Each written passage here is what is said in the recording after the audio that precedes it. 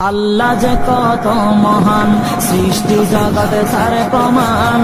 তিনি এক অদ্বিতীয় আল্লাহু আহাদ, তিনি এক অদ্বিতীয় আল্লাহু আহাদ।